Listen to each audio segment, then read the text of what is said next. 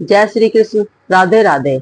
दोस्तों, महाभारत के इतिहास में जब भी धर्म और नीति की बात होती है तो एक नाम सबसे पहले सामने आता है, महात्मा विदुर। लेकिन बहुत कम लोग जानते हैं कि उनका जन्म और हस्तिनापुर के राजवंश की शुरुआत के पीछे एक बेहद रहस्यमय कहानी छिपी है। कहा जाता है कि जब हस्तिनापुर के राजा विचित्रवीर का निधन हो गया, तब कुरु वंश को आगे बढ़ाने के लिए कोई उत्तराधिकारी नहीं बचा था। राज्य संकट में आ गया। तब माता सत्यवती ने महर्षि वेदव्यास जी को बुलाया ताकि वंश को आगे बढ़ाया जा सके। सबसे पहले बड़ी रानी अंबिका को महर्षि के पास भेजा गया, लेकिन महर्षि के तेज और दिव्य रूप को देखकर अंबिका घबरा गई और उन्होंने डर के कारण अपनी आंखें बंद कर ली।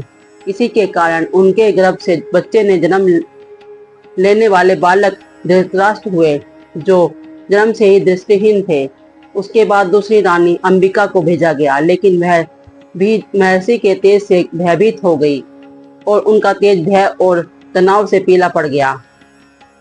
उसी कारण उनके गर्भ से पांडु का जन्म हुआ, जो शारीरिक रूप से दुर्लभ थे। अब वंश संकट और गहरा हो गया। तब माता सत्यवती ने एक अंतिम प्रयास किया और अंबिका को फिर से जाने का आदेश दिया, लेकिन इस बार अंबिका ने स्वयं जाने से मना कर दिया। डर के कारण उन्होंने अपनी एक दासी को महर्षि वेदव्यास के पास भेज दिया। यह दासी बहुत सरल, शांत और धर्मप्रिय स्वभाव की थी। उसने बिना किसी भय से के महर्षि का आदर किया और पूरी श्रद्धा से उनकी सेवा की। उसकी निष्पक्ष भावना से प्रसन्न होकर महर्षि वेदव्यास ने उसे एक महान आत्मा का आशीर्वाद दिया और उसी दासी के गर्भ से जन्म हुआ विदुर का। विदुर बचपन से ही सामान्य मनुष्य जैसे नहीं थे। उनमें अद्भुत बुद्धि, नीति और धर्म का गहरा ज्ञान था। कहा जाता है कि वे स्वयं धर्मराज यम के अंश माने जाते थे, इसलिए उनका स्वभाव हमेशा सत्य और न्याय की ओर झुका रहता था। हस्तिनापुर के तीनों संतानों का जीवन पूरी तरह अलग अलग दिशा में चला गया।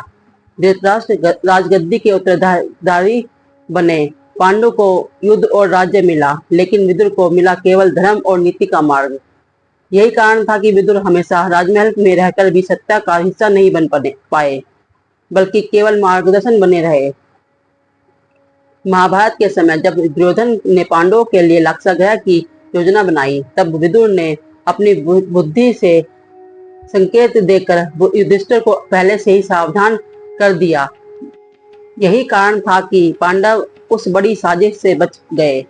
फिर जब द्रौपदी का अपमान भरी सभा में हुआ, तब सभी बड़े योद्धा मौन थे, लेकिन विदुर ने साहस के साथ आवाज उठाई और राजा धृतराष्ट्र को चेतना दी। यह अन्याय पूरे कुल के विनाश का कारण बनेगा। लेकिन सबसे बड़ा मौन तब आया जब भगवान श्री कृष्ण शांति दूत बनकर हस्तिनापुर पहुंचे। उन्होंने युद्ध रोकने का अंतिम प्रयास किया, लेकिन दुर्योधन अपने अहंकार में बड़ा हो चुका था, अंधा हो चुका था। इसी सभा में जब विदुर ने भी सत्य का समर्थन किया, तो दुर्योधन ने उनका घोर अपमान कर दिया। कहा जाता है उसी क्षण विदुर ने यह समझ लिया था कि अब धर्म का मार्ग राज्यसभा से नहीं बल्कि त्याग के आगे बढ़ेगा। उन्होंने राजनीति और राजमहल से दूरी बना ली और अपना जीवन केवल सत्य, नीति और धैर्य के मार्ग पर समर्पित कर दिया। और इसी कारण महाभारत के महायुद्ध में विदुर ने कोई शस्त्र नहीं उठाया। उनके लिए सबसे बड़ा शस्त्र तलवार नहीं बल्कि सत्य था। आज भी विदुर नीति हमें यही सिखाती है कि जहाँ धर्म कमजोर हो जाए, वहाँ ज्ञान भी सबसे बड़ी शक्ति होती है। अगर आप भी विदुर जी के ज्ञान और धर्म के सम्मान देते हैं तो कमेंट में जरूर लिखें। जय श्री कृष्ण। राधे राधे।